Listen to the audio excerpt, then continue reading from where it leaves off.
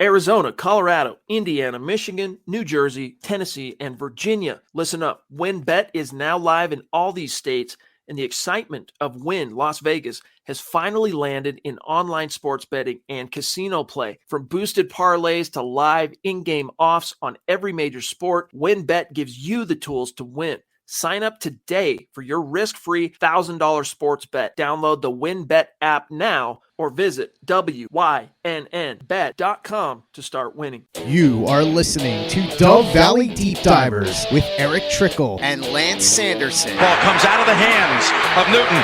It's on the ground, picked up by T.J. Ward at the 4-yard line. Vaughn Miller did it again. On Overtime Media. Dove Valley Deep Divers podcast. We have green check marks across all platforms. Mile high, hello everybody, and welcome in. My name is Lance Sanderson, and joining me as per usual is my good friend and colleague. He is Mile High Huddle senior NFL draft analyst, one and only Erick Trickel. Now, Erick, obviously New Year's Eve, so it could be a really interesting show tonight. I'm not sure exactly what the turnout's going to be, but I'm really excited. We do this show every single year, the Year in Review podcast. And man, how you doing today? I'm doing good. I'm pretty tired. I mean, we get Trevor's time here a little bit because there might be some viewers that it's already 2022. So yeah. You guys got to let us know how next year is. Because 2021 had to go out and disappoint me in the finale. Oh man. I'm so heartbroken today. I know, right? Losing Betty White. I talk about this a lot on Twitter. It's like I grew up watching the Golden Girls. I grew up watching MASH. So, and I was telling my mom earlier is that Betty White's devastating, but the day Alan Alda kicks the bucket, that's gonna just devastate me. But I'm excited. I mean, I hope everybody here in the chat had a great holiday. Obviously, I missed, or we weren't here last week. Actually, yeah. We ended up deciding not to do the show at all. So I hope you guys had a wonderful holiday or holidays, depending on what you celebrate and everything. And hope it was a good one. And I hope that this next year is even better than the one you had. Even if it was a good one, I hope it's even better. Yep. But I'm excited. It's always fun to talk about it. And Todd, I'm in, 2 weeks from tomorrow is my birthday. I hit the big 3-0. I just grew up watching Golden Girls and Alan Alda, and MASH and a bunch of other ones. Murder, She Wrote. It was one of my favorites of my grandma. So whenever I stay down there with the summers, and then my parents also, I watch a lot of it. So I just watched a lot of older shows when I was younger. Yeah, we watched a lot of Happy Days. Golden Girls was on the list as well. Little House on the Prairie. I'm 31, by the way.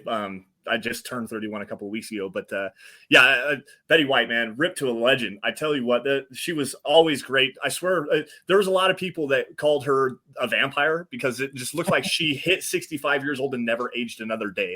It was just so glorious. And she was such a sweetheart, a great woman. Everybody loved her. I just saw some people talking about Ryan Reynolds. They just did a late night show together with Betty White and Ryan Reynolds. And he has this thing for Betty White, and she kept egging him on about it and everything. And now this morning, or I guess early this afternoon, in my case about 1:00 this afternoon, is when I found out the news that she had passed.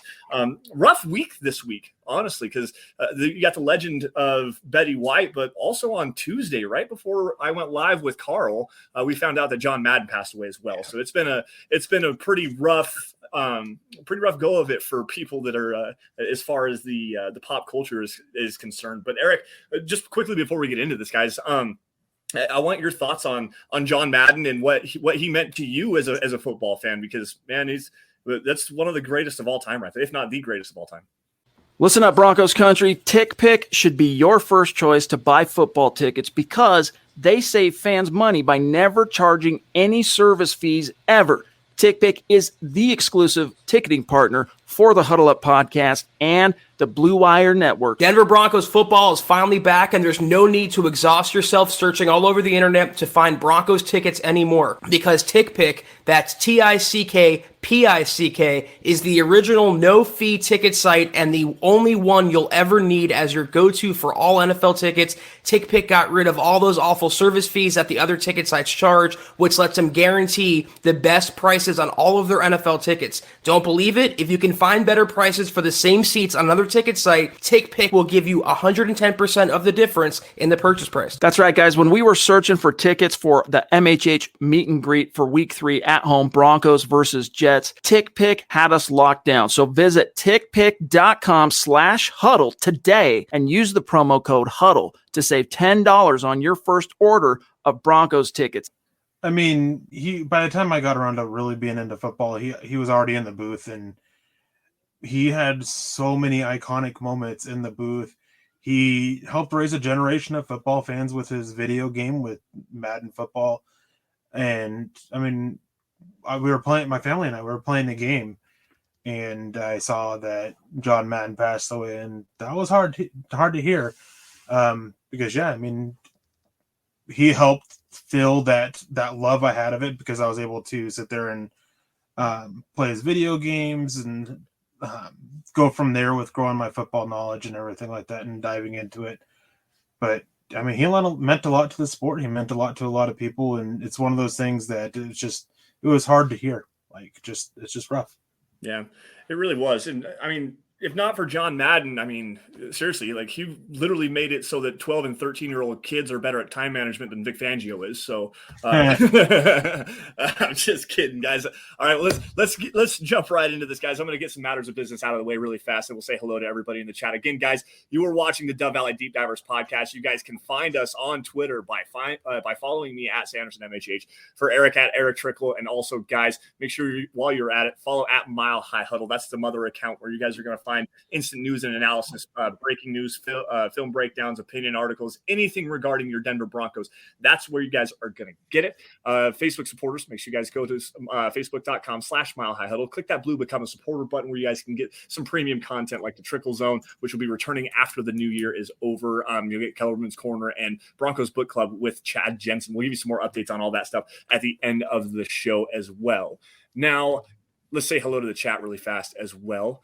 We have obviously Todd jumping in here, who is understandably upset that we lost Betty White and John Madden in the same week. Sad times, obviously. US Dave, what's going on? EJ, we got a quick question here jumping in. He says, Eric and Lance, do you guys think Desmond Ritter's stock dropped after the loss to Alabama? Now, guys, full clarity, I didn't watch the game today. I was driving back from my parents' house. We went to see them for Christmas. So I did not get to see what Desmond Ridder looked like. However, I'm fairly certain Eric did get a chance to watch that game. And if not, what do you think? I don't watch college football live. I didn't watch the game. I caught some clips and everything. I was following it on there. I don't want to speak in certainty until I actually get to sit down and watch it, but it sounds like that Desmond Ridder stock did take a hit. He had multiple batted passes. There were very few really good throws from him. One of them, I guess, ended up being dropped or broken up. But again, it sounds like it will, but until I actually watch the game, I can't say for sure if it has or not, which is kind of a shame because over the last few weeks of the season, he was actually starting to do a little bit better and help raise himself. So I still think he'll get taken in the second round. I wouldn't be surprised if a team reaches for him in the first. With the way it's looking, depending on how this game goes, he's probably sitting right there, like late second, early third round pick at highest for me, but still a lot left to do when, handing out my final grade for him. Yeah, still a long way to go in the process. We haven't even hit the combine, obviously. I think he's going to the Senior Bowl as well. Yep. So that's going to be a very interesting week of practice for him, seeing some measurements, some official stuff like that. So he's got a long ways to go, obviously, in the process. It's still not even January, technically. I mean, other than for Peter Middleton over there in Cambodia, who is at 8 o'clock in the morning. So good morning, Peter, and thank you for joining us as well. Mark Lindemood in the house, Victor T as well. Let's see here. Venom Seeker jumping in. Andrew Baker dropping some stars. I think is what we've got going on there. Happy New Year, Dove Valley Deep Divers and the Broncos country. Thanks, Andrew. We appreciate you, buddy. Juan Espinoza, with all these players possibly out, do you think it's going to be a hit on Coach Vic if they lose? Do you guys think Peyton has made his decision on Vic Fangio? Eric, what do you think? I mean, losing players to what's going around and everything. Multiple coaches have had to deal with that. Some coaches have been able to overcome it. Other coaches haven't. I don't think that's going to help save or lose his job. I don't think that George Payton has come to his conclusion fully yet, but I think that it's a matter of make the playoffs. You might have a chance to save it. And there's a slim chance the Broncos can make the playoffs, but I mean, they very easily can get booted this week. They need so many teams to lose, and they have to lose, that if they win, they're just out. Even one of those teams, just one has to win. That's it. Yeah. And then, I just think that it's looking for that he's on his way out, and it's been all season long. It's been playoffs or bust. That was what was mandated not long after George Paton was hired. That was why that he got to keep his coaching staff. No changes were made. It was, you either make the playoffs or you're gone. Yeah, and I mean, like you said, they've got to have 5 or 6 teams, different teams they have to lose. I know the Browns are part of that. The Colts are part of that. Pittsburgh's a part of that. The Bills are a part of that. I think I actually have it. Regardless, still the Broncos, they have to take care of their own business first and beat the Chargers, which is going to be a tough go without. I mean, we'll get into that here in just a few minutes, but with everybody on COVID right now, it's going to be ridiculous. So, I mean, it's going to be hard for the Broncos to even manage their business, let alone have everybody else lose. So, Eric, what do you got? So, for the Broncos to make the playoffs, this all has to happen. Broncos have to win their last 2 games. This week, they need the Rams to beat the Ravens, the Titans to beat the Dolphins, and the Browns to beat the Steelers.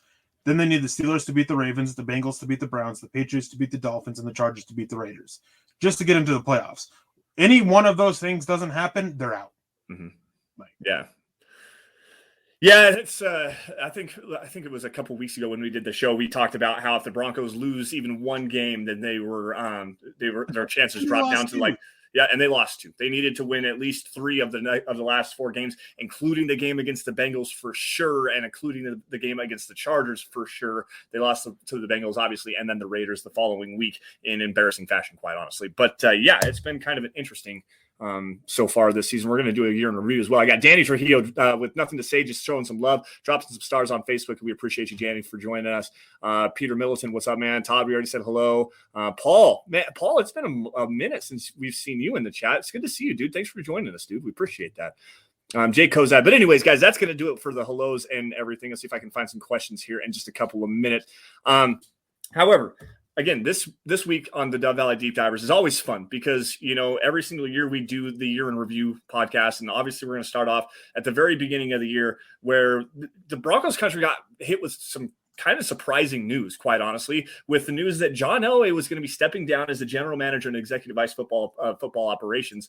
Going into a new general manager search, and where we ended up picking up George Paton to be the Broncos' new general manager. Now, Eric, what was your initial reaction? I mean, it's been a long time ago. Obviously, we're right out almost a year ago exactly of George Paton getting hired. What was your thoughts on the move? And as you look back on it in a little bit of hindsight, how do you think he's done this first year as the Broncos general manager? I mean, I was excited. I was excited not just for his hiring. I was excited that John Elway was taking a step down. I mean, for the last few years, the whole thing of let's just throw a veteran in there and try to recreate the magic that we got with Manning just got old quickly. Mm-hmm. And I mean, none of these quarterbacks they brought in were Manning. So why did he keep doing that? It was very frustrating to see. And I was glad that he finally stepped down, get some new eyes in there, get some new blood, somebody who can try and correct the ship. And he's done a really good job. I mean, there's been some things he's said, some things that he's done that have been, okay, but every general manager is going to have those moments. It's always going to happen. I've been, for the most part, pleased with what he's done, and it's still going to have to be, let's see what's going to continue to go forward and what happens. Yeah, it's been really a breath of fresh air, and everybody's been getting back on John Elway for a long time, and there's still people out that are saying that John Elway needs to step down, he needs to resign. Guys, that's already happened. We're well past that. He'll be completely out after this year.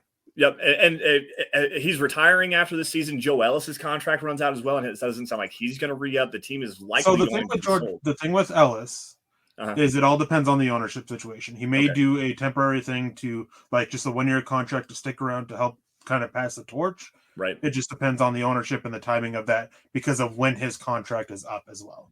Right, isn't it? It's like after March or something like that. It's like late March or mid-April or something like that. Yeah, it's a weird timing. I don't understand it because it goes into the new league year, which I mean, I guess it works if that's the situation where they haven't got everything litigated with Edgar Kaiser and the right of first refusal trial and the Kaiser family and everybody. So it'll be kind of interesting to see how that all works out. But anyways, back to what I was trying to say there.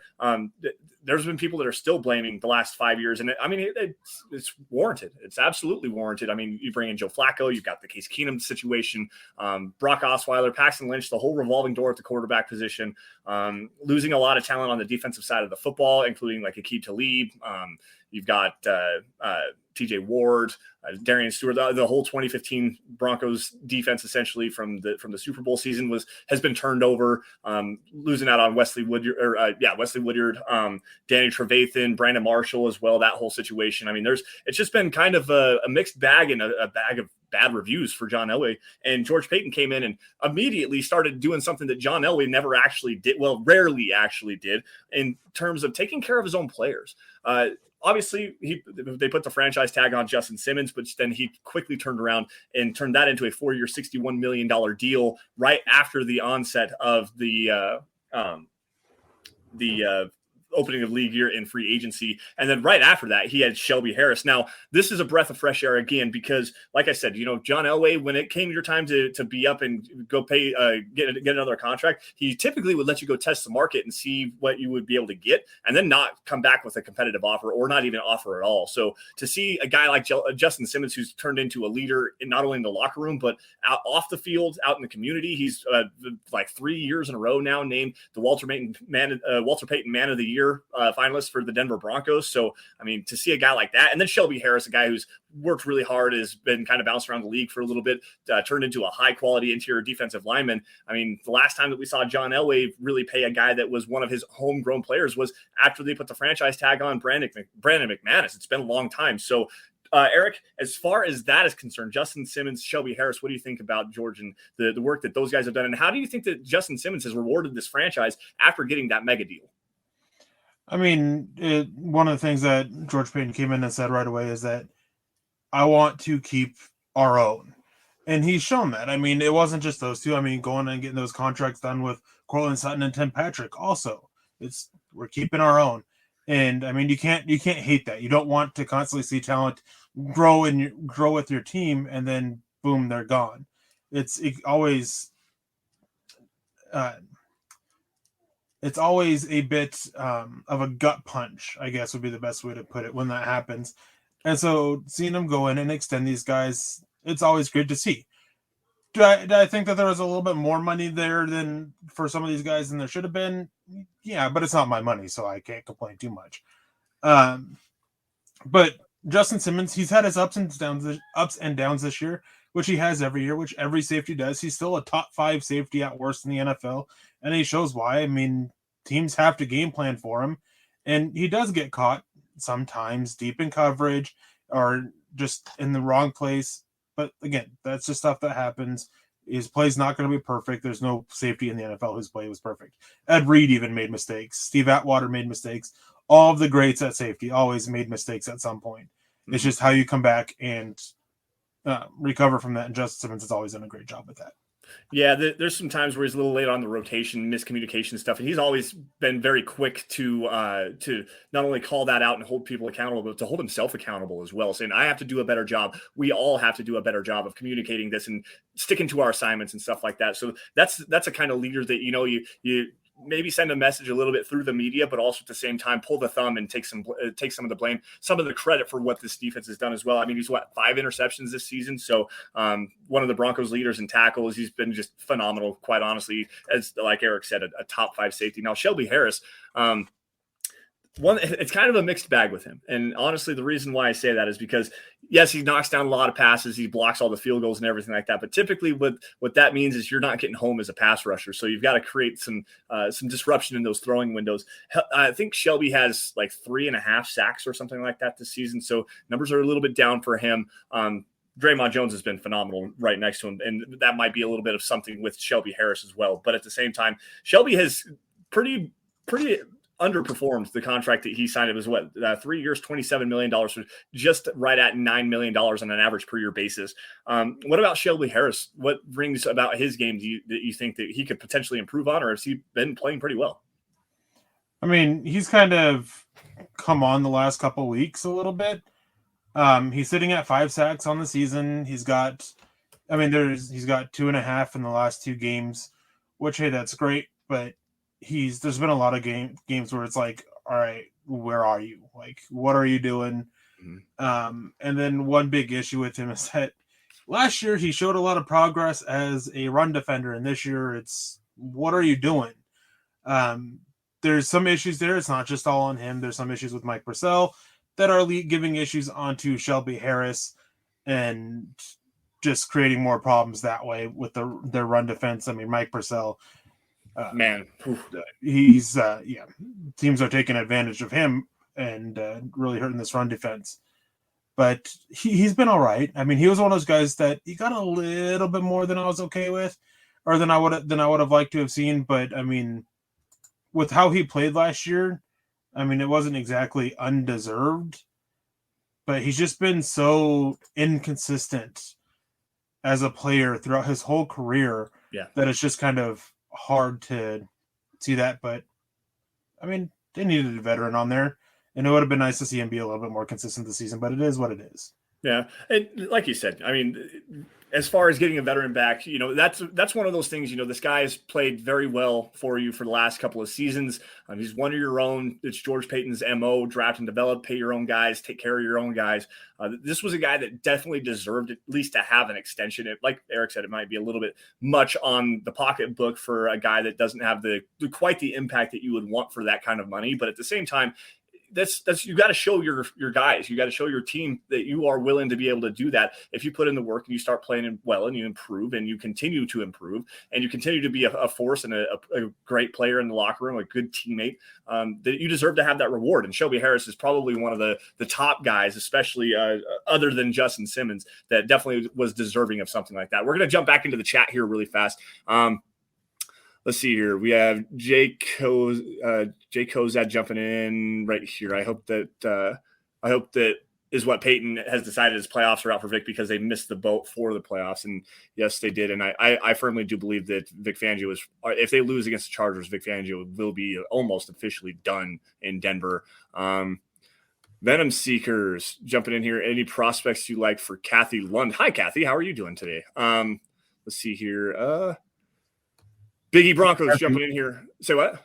Yeah, Kathy was watching. She made a comment about how she was watching college football and scouting off some prospects. And let me tell you what, that Georgia defense, all 11 of their starters and like 4 or 5 of their backups have draftable grades on them.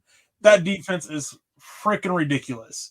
So is that Kobe Dean, Quay Walker, Trevon Walker, Jordan Davis, Jalen Carter, all the guys in the secondary. I mean, Darion Kendrick, Erick something is one of their safeties. I can't think of his last name. Like, that defense is so stinking stacked, and are going to be a couple really good games to scout them out. I mean, all season long they've just been playing lights out, and from the looks of it, I mean, they seem to be, those linebackers especially seem to be dominating Michigan at the moment. Yeah, I wish I could watch the game. Unfortunately, we're doing this. Biggie Bronco jumping in here, and he says, let's say the Broncos do draft Desmond Ridder. What coach would you like to see get brought in to help him? I believe in Greg Roman, the offensive coordinator from Baltimore, who has done really good work in his past with mobile quarterbacks, guys that aren't necessarily the most talented throwers. The guys that obviously you've got what he's doing in Baltimore with Lamar Jackson right now, but he was also the offensive coordinator for Tyrod Taylor, I believe, in Buffalo for a minute. And then he was also the offensive coordinator for the Colin Kaepernick-led 49ers back in the early 2010s. So that would be kind of an interesting. Eric, what do you think about Greg Roman? I like him. I think that he's shown that there's a certain type of quarterback he can work with, and Desmond Ridder isn't. I mean, it's not that Desmond Ridder is not that guy. It's just that if you want him to develop, you just don't want to limit him to that, because then you're not going to get the best out of him. So, I mean, it'd be all right. I think I like him more for like Malik Willis, Malik Cunningham, maybe even Matt Corral. But Desmond Ridder, I mean, it's not a bad option. Like, not a bad option for Desmond Ridder.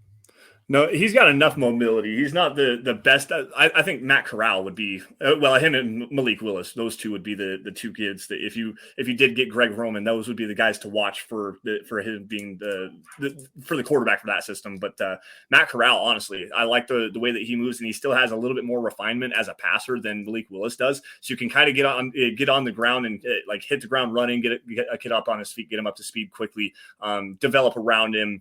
Let him use his legs a little bit, get him out on the move, throwing on the run. And Matt Corral is a guy that I really like for that. In fact, he's probably going to end up being my quarterback one, quite honestly, because I'm not a Kenny Pickett fan. I just am not.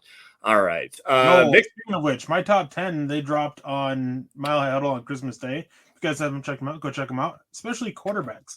Matt Corral is my quarterback one, but where Kenny Pickett falls might be surprising for you. And there's a couple games that did it for me, and also the fact that my wife has bigger hands than he does.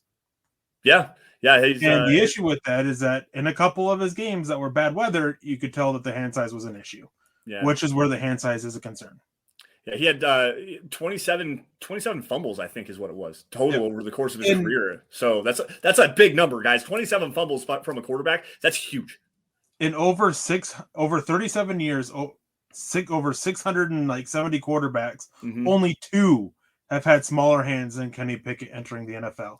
Neither of them were drafted. Only one has had the same size hands, and he was an undrafted free agent from last year, Kevin Davidson out of Princeton. Like, there's not many that are under that 9-inch tread mark or mark here. And Kenny Pickett, we're talking about 8 1/4. My hands are 8 3/8 of an inch, guys. I measured mine a while ago just because I was curious to see. But yes, 8 3/8 of an inch. So I even have bigger hands than Kenny Pickett. I'm 5'10" and 155 pounds. I'm definitely not an NFL quarterback. So it's interesting. Yes, and go check that out. I haven't actually got a chance to check that out yet. Erick's top 10s.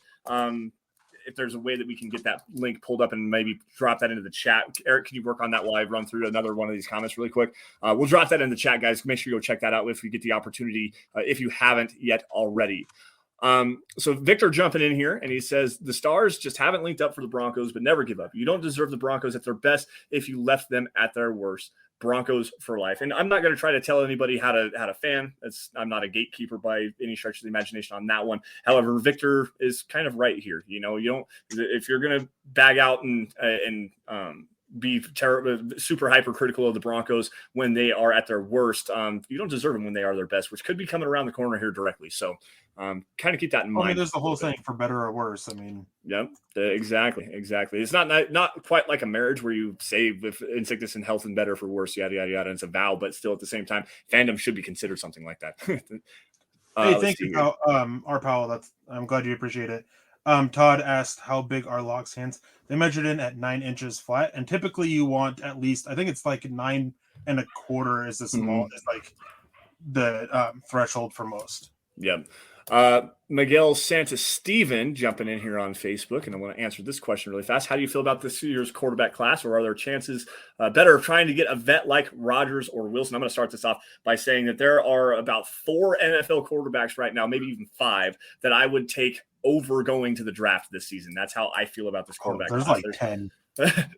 Well, the reason why I say a limited on that one, because it would be Russell Wilson 1B would be Rodgers. I would probably go, if you could get Kirk Cousins, then Derek Carr, Matt Ryan would be the guys that I would go before I would go a rookie. And the only reason why I would go a rookie between them and like a Teddy Bridgewater or another journeyman starter like a Ryan Fitzpatrick or something like that is because at least you have the hope. There's a hope that you can have a quarterback that's going to develop out of this class.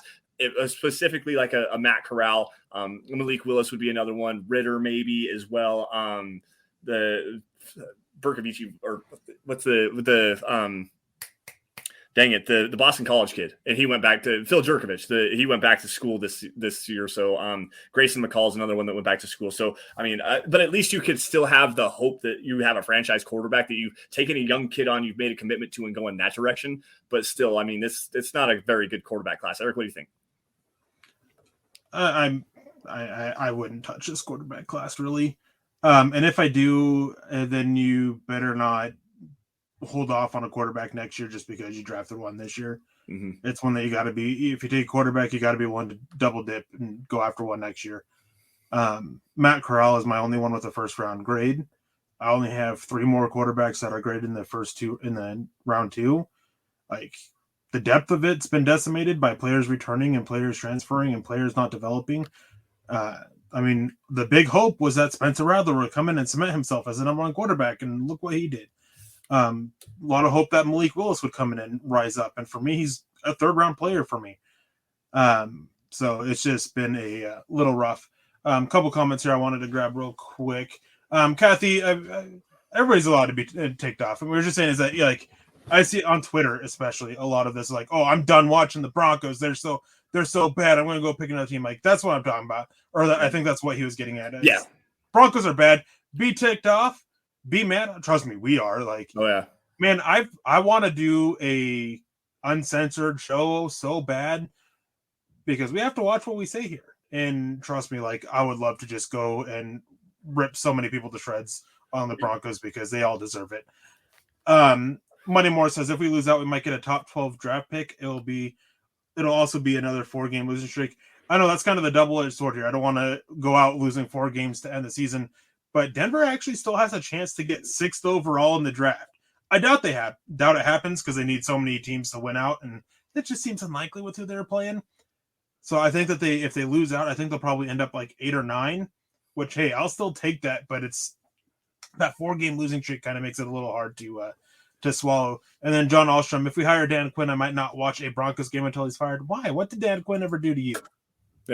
Dan Quinn is my ideal coach because you know who comes with Dan Quinn? You're probably going to get Russell Wilson. So, I mean, there's your quarterback. You got a great coach that is widely respected through everybody in the NFL. I mean, that would be a good get for the Broncos. It really would, because if you get your franchise quarterback out of it, and that's the coach that you have, I mean, they know each other. They had a working relationship back in Seattle back in 2012, I think is when they were together. And then Dan Quinn got hired, I think in 2013 or 2014. I can't remember exactly what the timing on it. But anyways, he's worked with Russell Wilson. That's a big draw for Russell Wilson, and sounds like he'd be willing to come to Denver. So if we could get Dan Quinn, then I would be all aboard that train. I wouldn't hate it. Like, it's not my top option, but I wouldn't hate it. I wouldn't be mad at it. And it's not a thing of I wouldn't watch him. He's not a bad defensive-minded coach. I mean, there were issues with how he coached in Atlanta, but he showed much better time management, and a lot of issues that in Atlanta were injuries and not being able to get good personnel to do it because what was his name? The general manager at that time. Was it Dimitroff? Yes. Just did nothing to help him out. There were some rumors going around that Thomas Dimitroff didn't even want Dan Quinn as the coach, and the owner kind of overruled him. So that was some issues there. Our Powell asked if he saw Daniel Fa'alele's run the ball for a touchdown. I did, and it just made me want him even more. I've had a draft crush on Daniel Fa'alele for over a year now. Yep. I actually can attest to that because we were sitting here getting ready to go live on a show, and it was about this time, maybe not quite, maybe a little bit earlier than this. But anyways, he was watching Daniel Fa'alele because Eric, like behind the scenes, we get the green room. Eric will have a share screen up, and we'll be watching film together and kind of talking some prospects and stuff like that. And it was Jordan Davis, who we were watching, and I found Kobe Dean right at that same exact time. Eric was watching Jordan Davis. I was like, check out that linebacker, dude. He's going to be a baller. And sure enough, it's Nakobe Dean. And then we were watching Daniel Fa'alele, and Eric turned me on to that kid as well. I want to grab this really fast. Miguel Santasiva, nothing to say, just showing some love. Drop some stars. We appreciate you, buddy. Michael Davis with a very interesting comment. He says, quote unquote, playoff games for the Broncos this season. The Raiders, they lost twice. The Chiefs, they lost. The Bengals, they lost. The Steelers and Ravens, both of those lost. Why would Denver play any different if they make the postseason? Just focus on 2022. And there's a very astute point in that, like, quite honestly, because you win at least one of those Raiders games. They had an opportunity to beat the Chiefs, but let's just call that a loss. Everyone kind of knew that was going to happen. The Bengals game is a huge one. We already discussed this even a couple of weeks ago, how the Broncos had to win that Bengals game if they wanted to be in the playoffs. The Steelers game, they had an opportunity to win that late. And the Ravens game, after Teddy Bridgewater got hurt, it was just a debacle from the top to bottom. I have another word that I want to use for that, but that was definitely a winnable game based on the way that the Broncos defense played.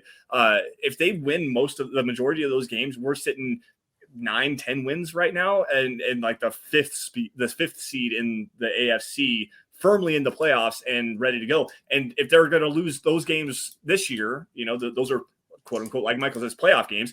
What's going to make them perform any different in the playoffs themselves, Eric? Well, first I'm going to say this is flippant. Nobody here thought Teddy was the guy, so don't keep lying that. Like, don't keep peddling that. Like, that, I will block you in an instant for that. Nothing takes me off more than people saying I said something that didn't. I believe that Teddy was the better option than Drew Lock, and hey, guess what? He's proved that. But you know what? I never thought that he was the guy. My opinion was always they should have gotten a better quarterback this year, which is why I wanted Justin Fields, who's looking like the most promising rookie quarterback at the moment, and why I want them to get a quarterback next year. Like, if people actually thought Teddy was the guy, they wouldn't want another quarterback. So, and then for talking about another DC as well, here's the thing: is most teams actually want a defensive coordinator as your head coach because they do a better job of delegating than offensive head coaches, and on top of that, their egos don't get in the way as often. Like, offensive coordinators, you constantly see it. They have to be the smartest man in the room.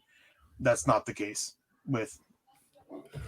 Yeah, defensive coaches are actually, and I agree with Eric. They're more focused on what they're doing defensively. So if they can delegate the responsibilities down the right way, then yes, I 100% agree with that. Offensive coaches seem to have some struggles with game management. I mean, look at Andy Reid. Before he won that Super Bowl a couple of years ago, he was always criticized and hyper criticized about his time management. He still had issues like that with the Chiefs even after the Super Bowl. It just so happens to be the number one quarterback in the NFL on his team that kind of covers up for a lot of warts, even with Andy Reid. I mean, delegation of responsibilities of the head coach and managing the game as a whole. Defensive coaches seem to have a better track record of being able to do that. I mean, look at you got Bill Belichick, special teams coordinators as well. Mike Tomlin, guys like John Harbaugh, like the young whiz wonderkins that you're getting with Deshaun McVay, Kyle Shanahan. Like, everyone wants to see that, but it's not necessarily feasible or practical in the same token, but also at the same time, it does inject a spark, a breath of fresh air into an organization. And that's something that this Broncos team desperately needs to have. Malcolm Brown jumping in here with the super chat, asked a really good question here. Eric, which Broncos surprised you the most, positively or negatively? Which one surprised me the most? That's a good one. It's a great question, Malcolm. And thank you for joining us as well. I gotta say, Noah Fant, like, his inability as a blocker was really surprising. Last year he was showing progress, but like, man, he just seems so bad this year. I'm not going to disagree with that one. That one's a pretty good one. Shelby Harris was a little disappointing to me as well. I thought that he was going to be kind of on a breakout deal. I would say Draymond Jones, but here lately he's been playing so well that you can't say anything negative about the guy. The numbers aren't there as far as the pretty numbers, the sack numbers and stuff like that. But as far as pass rush win rate, run stuffing win rates, like he's destroying things. One that surprised me probably the most in a positive way would be I actually got two of them. Pat Surtain, honestly, I knew that he was going to be good. He was my cornerback one for a reason, but I didn't like him for the Broncos. That surprised me. The way that he came in and played as well as he did as a rookie really was surprising. And the other one's another rookie, and Jonathan Cooper. I mean, it's been up and down. There's been a mixed bag there for sure. But as a 7th round pick, a guy that had some heart issues that he had some surgeries for, the way that he came in and really provided a quality rotational edge defender for this Broncos defense, man, he's been nice. I really do and have been highly, highly impressed with Jonathan Cooper for sure. And then a lot of Patrick Surtain second. And I got to say his play didn't surprise me. Right. Like, there's a lot of people that like to say that I hated him pre-draft. It was like, I didn't like him for the Broncos scheme at the time because he wasn't a fit for the match quarters. What surprises me with his play is that Vic Fangio completely changed his scheme to help make him perform. Yeah. Change it to a man coverage scheme, and we're seeing it pay off. So it's shocked that a old-time coach actually showed the willingness. And then Quinn Miners as well. I mean, making that huge jump, like, man, that was a huge surprise. Here's another one, and let's just jump right into that conversation because we're still doing the year in review, guys, and we've got through the Justin Simmons, Shelby Harris contract, stuff like that. Free agency was kind of boring for the Broncos for the most part. They re-signed their guys, brought in a handful of players like Shamar Stephen. They brought in Mike Boone, Bobby Massey to kind of shore up the right tackle position, but he's been hit and miss big time for sure. Obviously Kyle Fuller was brought in and he's been kind of up and down, obviously trading for Teddy Bridgewater right to the draft. But this draft class, guys, I mean, we just named off 3-4 guys there. Chase Wellner jumping in saying Caden Stearns impressed him. Javonte Williams has played very well. He's leading the Broncos in rushing right now. Baron Browning, after he got through his injury concerns and stuff like that, he's really kind of stepped up. It's looking like he might be the starting linebacker of the future for this Broncos defense. Obviously, Caden Stearns. Jamar Johnson hasn't seen much action, but when he does play on special teams, it's all right.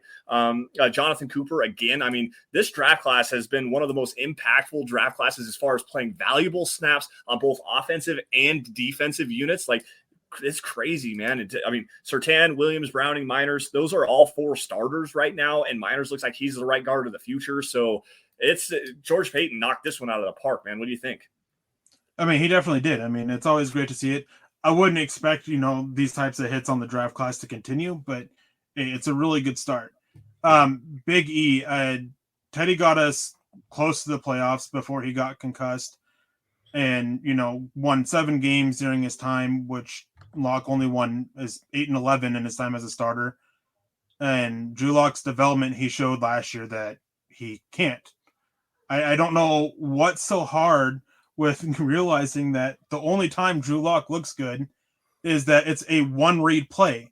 The last 5 games last year that he showed this tremendous improvement, which he really didn't, he was reading the safety, and that was deciding where he threw to. He wasn't reading the whole field. Like, Drew Locke has shown that he's not it. He can maybe develop to be a decent backup, but he's not a franchise guy. And we know that Drew Locke's development is an issue.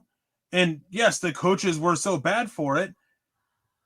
But here's the illogical thing for it is Pat Shurmur can't develop quarterbacks. Vic Fangio can't develop quarterbacks. But we should have started Drew Locke so he can continue to develop under them when they can't develop him. Like, that doesn't add up here.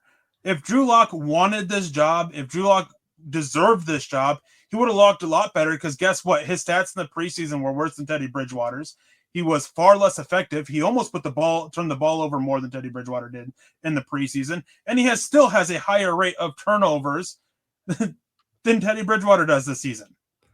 Like, come on now. Like, there's nothing wrong with saying they're both bad. Move on from both. Yep, absolutely. Drew played a harder schedule than Teddy. Yet Teddy beat more playoff teams that were pushing for the playoffs than Drew Locke did. Yeah. That's saying something. And the strength of schedule actually wasn't that much better last year. Erick's getting fired up. There's stats and data out there that show this. Unless you want to just completely ignore all of that and go off of something, I don't know what to tell you, man. They're both bad. Yeah, that was what we were saying during the offseason. They're both bad. So they should have done more to go get a better quarterback. Yeah. Hopefully that doesn't happen again this year. The Broncos obviously passed on Justin Fields, a guy that I liked as quarterback 1 last season, and I got called a lot of names for that, and it's actually kind of backfiring on me. But obviously Surtain, they had the opportunity to go get a guy. They had an opportunity in the offseason to potentially trade for Aaron Rodgers, but the Packers weren't budging. So they're going to have an opportunity to do that again this offseason. Who knows what's going to happen with Russell Wilson, Derek Carr. Like, there's going to be some interesting quarterback carousel stuff going on this season as well. Our pal jumping in here and is asking, what is your input on the Western Kentucky quarterback? Zappy? Zappy. He's Yeah, better Bailey than Drew Zappy. Locke. He's better than Drew Locke. No, guys, like, I know I'm a little fired up about it. My point is I'm just so tired of the Drew Locke, Teddy Bridgewater discourse. It's time for everybody to realize they're bad. Stop trying to sit here and say Drew Locke can still be something. He's shown he's not. Nobody's saying that Teddy Bridgewater could be the guy. No, he's not. It's not one or the other. They're both terrible. They're both bad. Anyways, Billy Zappi. I like him. I like what this kid can do. I don't think he's a franchise guy, but I think he's a guy that you can work with to develop to be a solid backup quarterback in the NFL. I think he would be an upgrade to the bottom of the depth chart here, upgrade over Brett Rippon and whoever ends up being quarterback too, because I doubt either of those two quarterbacks will be back with the Broncos next year. So I think that makes a good move. I think I have him as a 4th or 5th round grade. I think he's going to be at the Senior Bowl. He has a chance to help him there. I like what he can bring.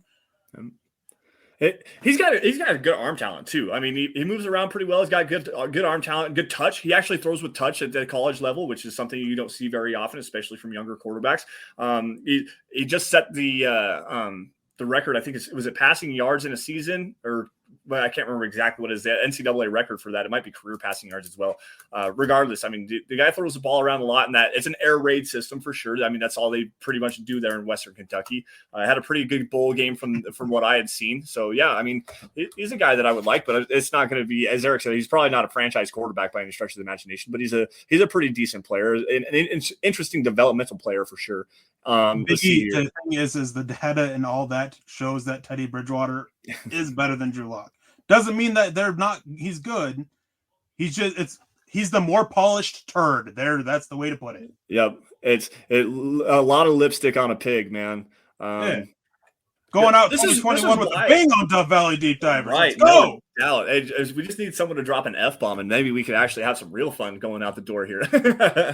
There's a reason, guys. This is a whole reason why we have tried to avoid and stay out of the Teddy Bridgewater with the Drew Lock conversation. It's been all year long. I said it last year after the Chiefs game in December that Drew Lock wasn't the guy, and I didn't think that he was ever going to be able to get there. Like, it was time to pull the plug on the experiment. He's gone for another year. He still can't figure it out. Pull the damn plug, guys. Move forward. Let's go. It's done and over with, okay? This season, we have 2 games left, the Chargers game, and then we have the Chiefs game in Denver. Like, the season is winding down. There's probably not going to be very much more. Drew Lock's going to start this week, so we're going to have that. We're going to be able to see some more of Drew Lock not being able to. I feel bad for Lock this step. I do too. Yeah, it's going to be rough. Yeah, it's going to be rough. I mean, obviously with Teddy Bridgewater and the concussion protocol, I've got all the players on the reserve lists with the icky sick little bug that Carl's daughter likes to call it, since we can't actually say that word on the air anymore. But yeah, it's going to be a little bit rough. I got to kind of take a grain of salt with that one. No excuses though. Go out there and play your best football and actually look like a competent quarterback, and maybe we can change this conversation. But it's just so much in the wrong direction that it's yeah. This is my meme for the year. Oh no, we suck again. From I believe the Water Boy. Yeah, it's the Water Boy. Yeah, it's the Water Boy. That's been my meme for the year. Oh no, we suck again. Oh no, we suck again. And then Malcolm Brown, is it worse to lose yawning with TB5 or screaming with Lock? You're losing either way. Exactly. At least with Teddy, I mean, we won 7 games. Yep. Exactly. Yeah. All right. About 15 minutes left, guys. Get some questions in here. We don't want to continue breaking down the Drew Lock situation. We can go into the Chargers conversation here as well, just a little bit. Let's see here. I'm going to search this really fast, and as I continue to kind of waste a little bit of time here, Peter jumps in. Would you draft a first or second round guard, or do you have a free agent that you want? The Broncos need serious help there. I disagree. I mean, oh no, they got to replace Dalton Reisner. Reisner's been rough, but he's still at least serviceable. He's not like No. What? What Dalton Reisner has not been serviceable whatsoever. He's been bad. Is he the worst guard in the NFL right now? I don't know about that. That's what qualifies him as bad. I never said that. I'm saying he's at least serviceable. It's not like he's literally it's not like he's not literally the reason why this Broncos offensive line is not very good. I mean, there's a big part of it for sure. I'm not saying that he is like a long-term cornerstone to the franchise, but I'm not running out there if I'm taking a first round guard to replace Dalton Rice. He did. He said, would you draft a first or second round guard? First or second round guard. Well, no, because you don't draft the first round guard, period. Second round guard, if I can upgrade Dalton Reisner with a better scheme fit, yeah, I am doing it, because Dalton Reisner has been that bad. He has been such a problem for Garrett Bowles and Lloyd Cushenberry, and Lloyd Cushenberry has been bad too. All 2 of the interior offensive linemen have been really bad this year, and you got to fix that. Otherwise, you're not going to be consistent running the ball, and that's been the issue with the Broncos. And congratulations, Clayton, for 30 days. I mean, that's awesome. Keep it Yeah, up. that's huge, dude. That's huge. That's absolutely huge.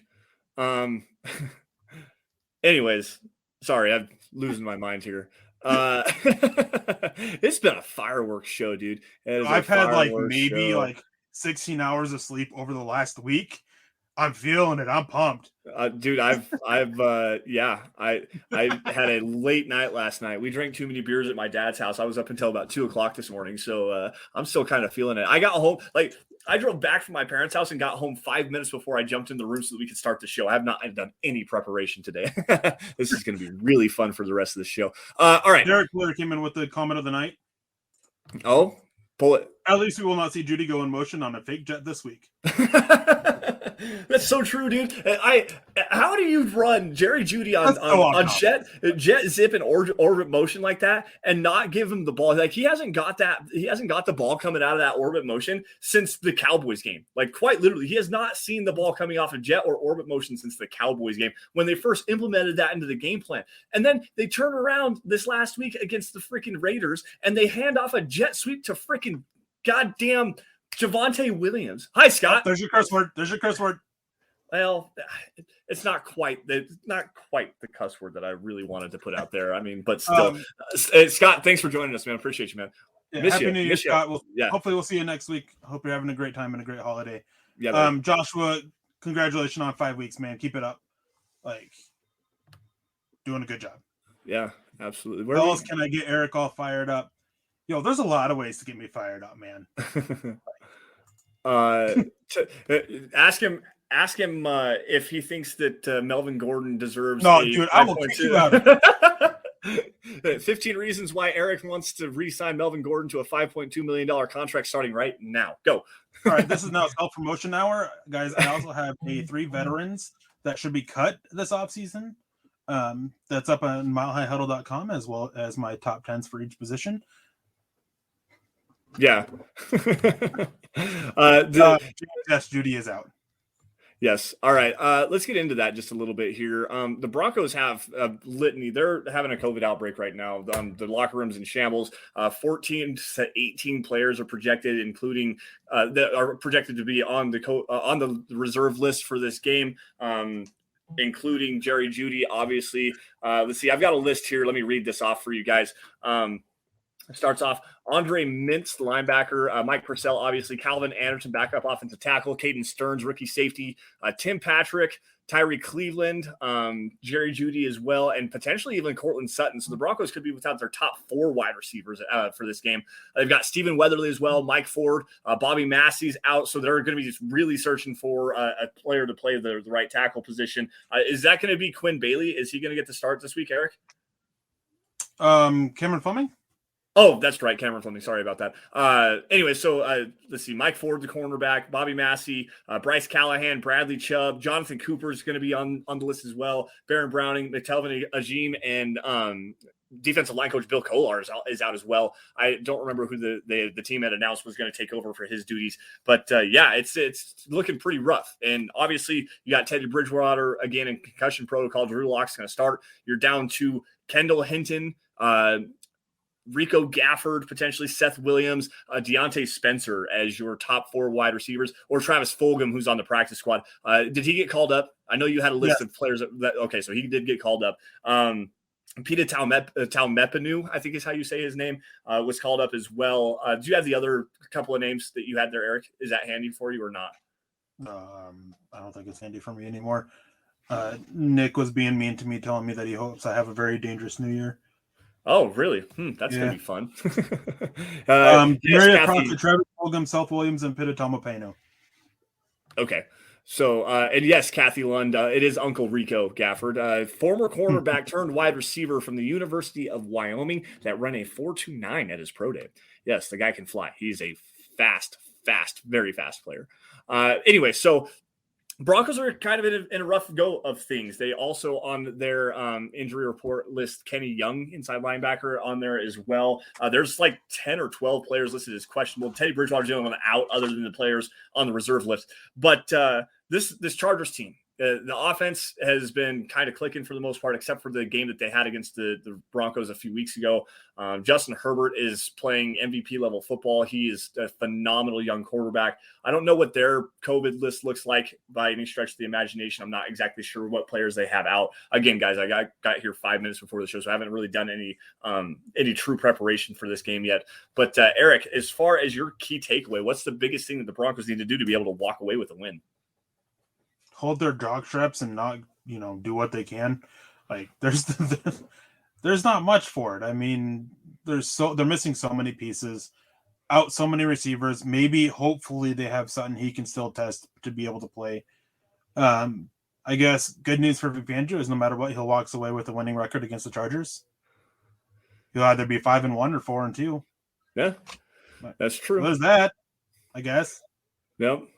No, it's just, again, with how all that there's going on with all the players that they're missing out on, is it's going to be tough for Drew Lock. I mean, outside, even taking out the Pat Shurmur effect, it's going to be tough for Drew Lock without having some of the weapons that they need to have, really. Without Tim Patrick, without Jerry Jeudy, possibly without Cortland Sutton, without Bobby Massey, with Cameron Fleming going against Bosa, that's going to be really rough to watch. It's hard to see it's hard to see this offense. James Campbell, good friend of the show and MHH contributor, put in our private chat about over under on 9 first downs. And it was 8. Yeah, he had 8. And it's hard to see that happen. This Chargers defense is starting to click at the right time. They've had their issues over the week, so maybe they can exploit that. Maybe Vic Fangio's defense can do something. The secondary can rattle them because they're missing a lot up front that's going to impact this. And I don't know. Yeah. It's going to be rough. The one thing I will say, and I might be thinking a little bit too far into this, and I guess I'm not 100% sure on how everything looks, but the one thing that will be nice is at least Drew Lock has thrown to these guys quite frequently in practice with the practice reps that he does get, because he leads the scout team offense. So that's going to help at least a little bit. He'll have some timing stuff down with Kendall Hinton, with guys like Deontay Spencer, those kinds of players. He'll at least have some kind of a rapport with them. So maybe that'll help out a little bit, but man, it does look really rough and really bleak for this Broncos team going against the Chargers this week. Money Moore jumping in here with a generous super chat. We appreciate you. O-line ought to be the focal point of the offseason. If we can't build it for Rodgers or Wilson, at least build it for Pookie. And yeah, and I'm actually of the opinion that the Broncos do need to retain Melvin Gordon, not at 5.2. If that's what it took, then I'd be okay with it. I'm looking more like 2.5, 3.5, maybe, to keep him around. But yes, you build up that offensive line, continue to work through the ground game. You build it for the running game itself. And then if you can't get Rodgers or Wilson, you go for a rookie quarterback. Having a good offensive line and a good running game is a young quarterback's best friend. So to me, that would be, it definitely does need to be addressed. The right tackle position has still been not really a turnstile. Massey hasn't been great this year, but he also hasn't, well, I guess, yeah, he has been really that bad. But he's been bad. Yeah, he's been bad too. But yeah, I mean, and Reisner, like I said, he's at least a serviceable player. And yes, if you get the right, if you keep this scheme continuity and you continue on with more of this, actually they need to get zone stuff, more stretch zone stuff to use that athleticism. But still, you can still play with Dalton Reisner at least. The right tackle position, because Bobby Massey is a free agent after the season, is definitely something that the Broncos need to address for sure. Yeah, I mean, offensive line. Big issue with both those quarterbacks with their current teams was the offensive line. So if you go get them, you definitely have to go out there and you have to fix your offensive line. You need to find stability at right tackle, because Bobby Massey, he's only a 1-year rental, and you don't really want to go forward because he's been the worst tackle. Jody, yes, he's been worse than Garrett Bowles, and there's plenty of stats to prove it.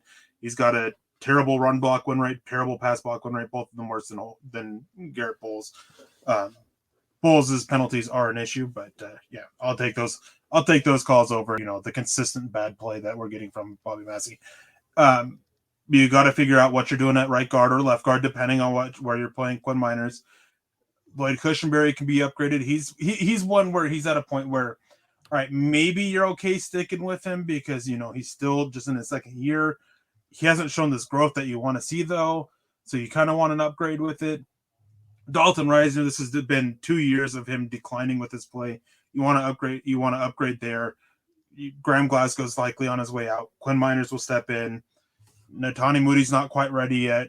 So you've got to fix at least two of the 4 spots that have holes in them, maybe even 3. Yeah. Todd, you had a question about Massey earlier. I missed that, and I apologize. Put that back in and see if we can't get that taken care of and wrapped up for you. Let's see here. Asthma Spray jumping in here on Twitch saying that Kendall Hinton's going to be playing quarterback and wide receiver on Sunday. We good? Yeah, absolutely. I'm here for that. Have him throw it up as high as he can and run underneath it and catch it himself would be great. I'm here for that work. Georgia's killing Michigan apparently right now, according to Dylan Von Ars. What's up, Dylan? The defense is just destroying them. Jordan Davis had an excellent play on an outside zone play that, oh man, it was beautiful. Didn't know a guy that big could move that quick. Yeah, I was just asking whether or not Massey could be long-term plans for the team. No, he shouldn't. Probably not. No. Could you move Bowles to guard and Reisner to center from Josie? Why would you do that?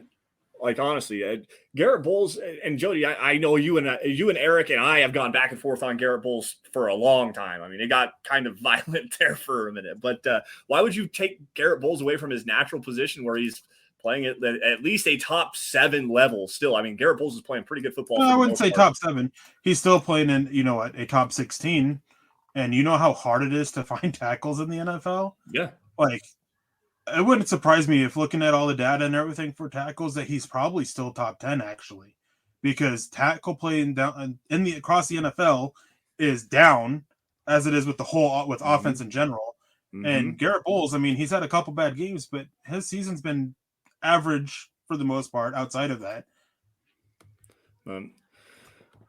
At least it's better. Who was it? I think it was let me see if I can find it. There's a question coming in on Twitch. It was Kev, Savage Boy Kev, saying, who's been the best player on the O-line this year to you guys? Quite honestly, Miners. Garrett Bowles or Quinn Miners. I would say either one of those two. And I knew you were going to say Miners, but that was your dude too. So, alrighty. I don't see anything else here. Eric, let's do this really fast since we are at the end of the year. We're doing the year in review show. What was your Broncos highlight of the season? Like the best moment, and we'll do the worst moment as well for the Broncos. Not only in the just all year, all encompassing all year from hiring George Payton to where we are today. What was the highest moment for the Broncos this season for you, and the lowest? The season. The highest for me has been. Man, I was so hyped when they drafted Baron Browning, and then being able to see him play like at that level that I thought he could. That'll probably be up there. That Dallas Cowboys game's definitely got to be up there. But I think the highlight for me, and I mean, should be obvious here. It's the Jets game. Yep. Being able to be there in person for that, I don't care if it was the Jets or not. My first game ever in person, being able to meet some awesome people. And Lance, of course, not so awesome, but getting to meet everybody who showed up for the meet and greet, and just that whole weekend was just awesome, and definitely the highlight of the year with the Broncos, and just awesome. And the low point was probably just the constant talk about 2 turds and which one's better. Yeah, I'm with you on that one. The low light of the season is obviously where the Broncos sit right now, because I've thought that they had an opportunity to be a winning football team. And I thought that they had the opportunity to go to the playoffs. And up until about last week, they really did have that opportunity. So it's kind of a, hit and miss on that one, I guess, because they performed about as well as I thought they could, but they've also underperformed in several different ways. I mean, they're top 10 in terms of time of possession and offensive efficiency, completion percentage. They're the number 1 scoring defense in the NFL, yet they're 7-8, and it's just been it's been rough. But I'm 100% with you on the highlight of the season. Shane, we got to meet Shane as well. He jumped in here, said great meeting you guys at the Jets game, and it was great to meet you, Shane, as well. That was without question. And I'm not going to lie to you guys, that was one of the highlights of my year, even outside of it being a Broncos game and going, but to be able to meet some of the people, they put names to faces, to be able to see everyone in the community in and of itself, to meet one of my best friends. I mean, Erick's going to be in my wedding next year. So it's it was an honor to be able to do something like that. It was great to meet everybody there and to have a great weekend. Like, quite honestly, that weekend started for me on Saturday morning, and I had a great trip down to Denver. Picked up Eric at the airport. We sat up, drank too many beers, and had a great long conversation. And it was an awesome weekend. It was to like I said, to be around good people like that is always a blessing for me, and I'm never going to take that for granted. And I cannot wait to do it again with everybody. That was just amazing. I drank more that Sunday than I had since my 21st birthday until now, minus that day. I'm not a big drinker, and like from the moment I got there, basically we got back to the hotel until basically going to sleep before I had to get up to go to the airport to leave. Like, yeah, it was bad.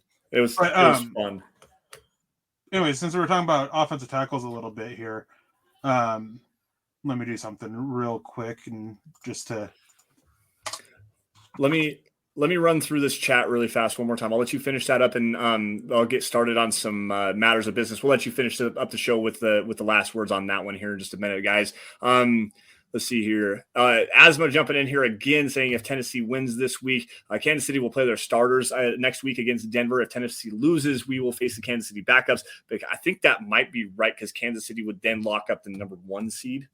If Tennessee loses this week. I think that's right. I don't know 100%. I have to look at the scenarios. But yes, that's an astute point there. And if the Broncos do play against Kansas City with all their starters in, and if the Broncos can get everybody back healthy, I still think that they could have an opportunity to beat the Chiefs, quite honestly, because they played the Chiefs. They've been playing so well defensively this season. They can pretty much hang with anybody. They just got to get the offensive going and get that taken care of. But let's see here. I think that's going to do it for us.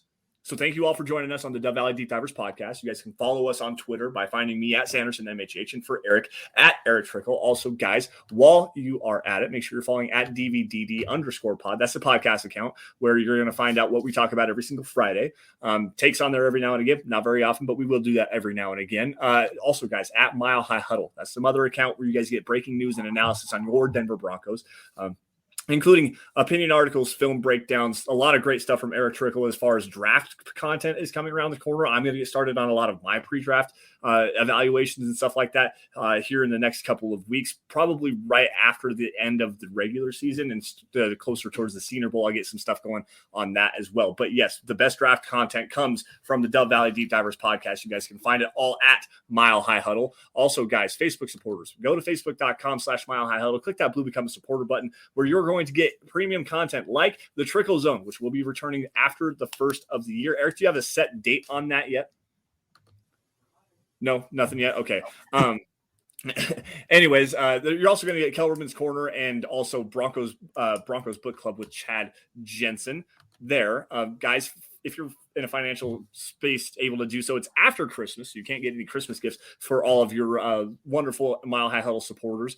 Guys, huddleuppod.com. That's the merch booth where you're going to be able to get yourself one of those hats that Eric has on his head over there. There's also a couple of different t-shirts. There's something for every show, a hoodie, a hat, face mask, coffee cup, anything that suits your fancy.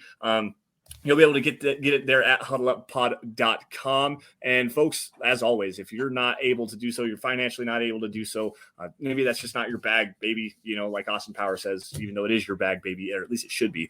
Subscribe. Everybody should be subscribing, specifically on YouTube. Subscribe to Mile High Huddle. It helps us a lot. If you see any video, make sure you like it. Like every single video you guys see. And if you love it, share it. Get it in front of as many Broncos fans as humanly possible, because that is the most organic way to help grow and bring in new eyes to our like-minded audience. And it's also because without you guys, we could not do what we do best, which is cover your Denver Broncos. Now, Eric, I know you got something else, but anyways, I got to say, as always, especially on the last day of this year, any last words? Yeah, so fun fact, Garrett Bowles is actually 16th in pass blocking efficiency out of 60. Bobby Massey's 50th. Anyways, I hope you guys have a wonderful holidays, continuing having a wonderful holidays.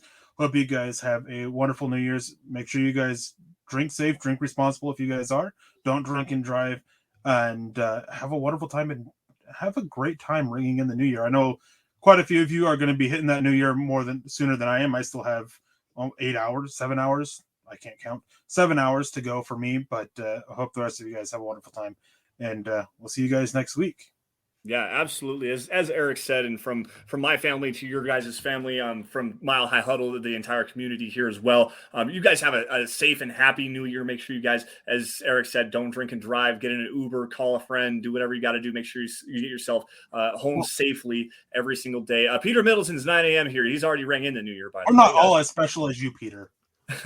This is true.